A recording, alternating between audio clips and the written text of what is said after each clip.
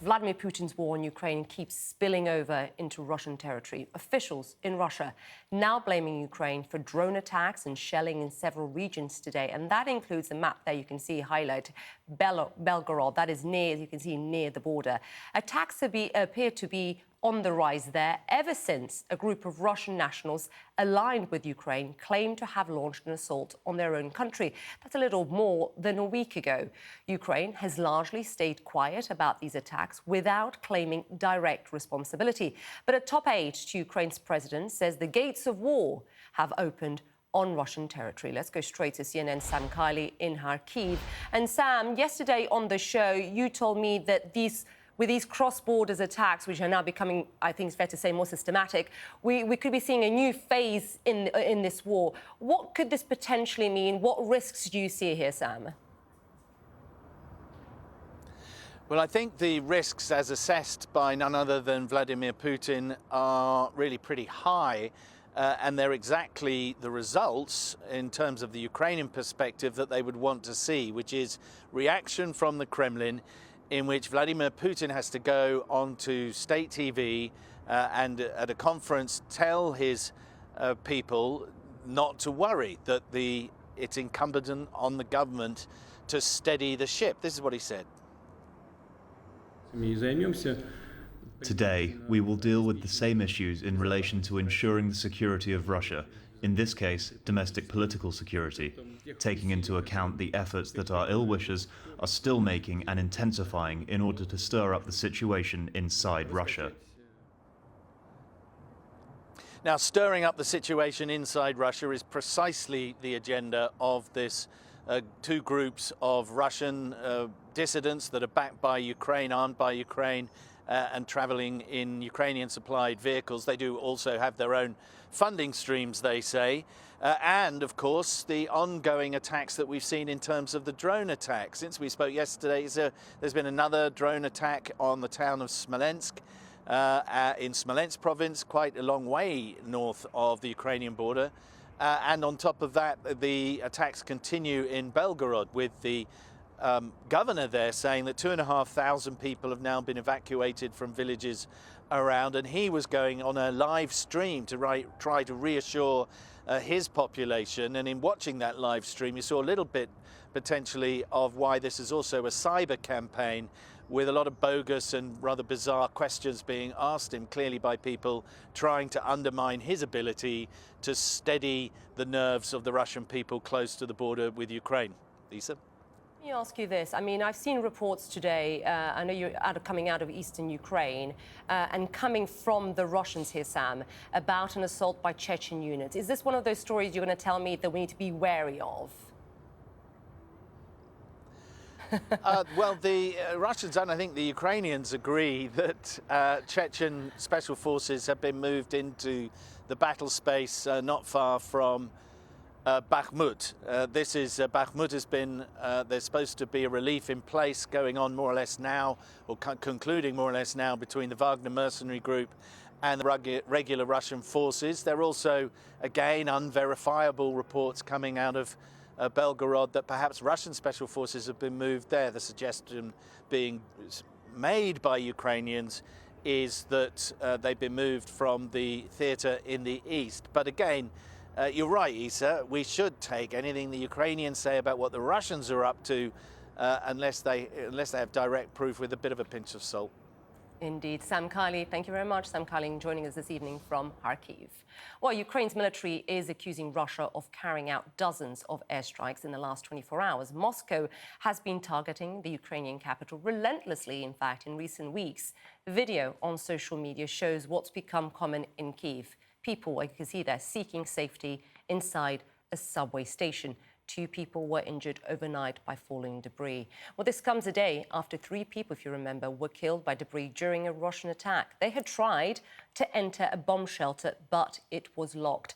Ukrainian President Volodymyr Zelensky now says, quote, very specific individuals will be held responsible. Let's get more on all of this. Joining me now is Alina Frolova, Deputy Chairperson of the Center for Defense Strategies and a former Deputy Minister of Defense in Ukraine. Alina, great to have you back on the show. Let me start off with the discussion that I was having with our correspondent Sam Kiley in eastern Ukraine. what we have been seeing is an increase in these cross-border incursions and attacks on Belgorod and beyond. The official line, I believe, from Ukraine is that it's not directly involved. So how is it involved? Well, it is really not involved. There is no any kind of official connection or something like this.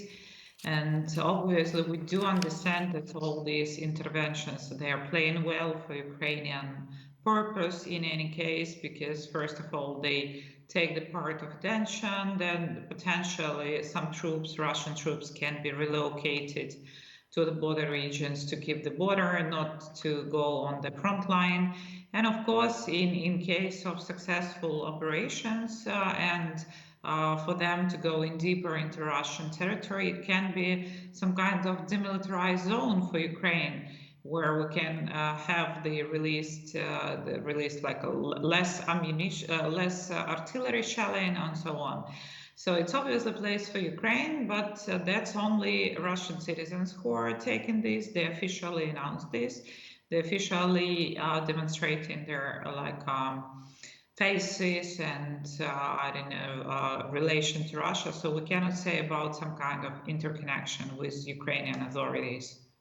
Right, so let me ask you this, because our correspondent that we just had at the top of the show, Sam Kiley, he spoke to some of these men taking part in these incursions. They're anti-Putin, like you said, dissidents. This is what they told them. I'm going to read you out what she said. What we do, obviously, we can ask our Ukrainian, let's say our Ukrainian comrades, friends, for their assistance in planning. What do you think about this? Could you tell us if this is a plausible mission? Would it help Ukraine in this fight, or would it make things worse? They will say yes or no, this is a good idea, this is a bad idea. So this is a kind of encouragement and help and aid. Does then Ukraine worry, Alina, that this may escalate, this help and encouragement and aid may make things worse, may exacerbate it, you know, maybe bring NATO allies in direct conflict with Russia here? I don't understand how it can bring the NATO allies in direct conflict with Russia, because there is no any connection to if NATO. only, Alina, only if they were using weaponry that's been provided by NATO allies, which has been a concern, of course. But they are not using. We saw a few pictures which were produced by Russians about the vehicles, so-called vehicles, which were used.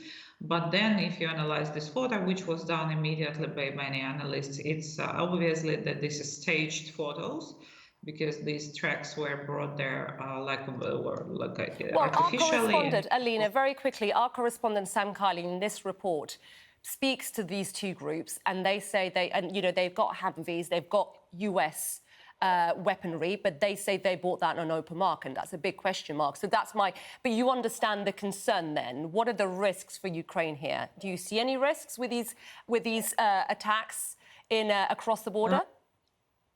No, we don't see risks, because we are under constant shelling and missiles shelling, and we are in war. This is the escalation. I mean, this is the top of escalation, which could be. We have hundreds of thousands of people suffered. We have millions of IDPs and refugees. So what kind of escalation we can have more? Tactical new weapons? Okay, so, well, it won't change the course of war. Even tactical nuclear weapons. Ukrainians, 86% in accordance with the latest poll, says that even in case of usage of tactical nuclear weapons, we are not in negotiating position. We continue to fight. So this is the decision of Ukrainian nation, and we don't see it as a threat. We don't afraid it, actually. And I wonder, you know, whether Ukraine is involved or not, and Ukraine says it isn't directly involved. Suspect it's a win in many ways, because it's destabilizing, would you say, the Russian government? Of course, that's destabilizing, because actually what we see from here, that Russia was never planning to defend itself, and they actually don't have the capabilities to defend themselves. And for them, this is great surprise that they absolutely not protected. They always were planning only attacking capabilities. But when we come to defending their territory, they are not ready. And everyone, just like a very simple subversion group, can do whatever they wish on the territory of Russia. And for them, this is destabilizing and desacralization of power, which they have. And they can, it can lead to long-range circumstances for Putin and for his people around him.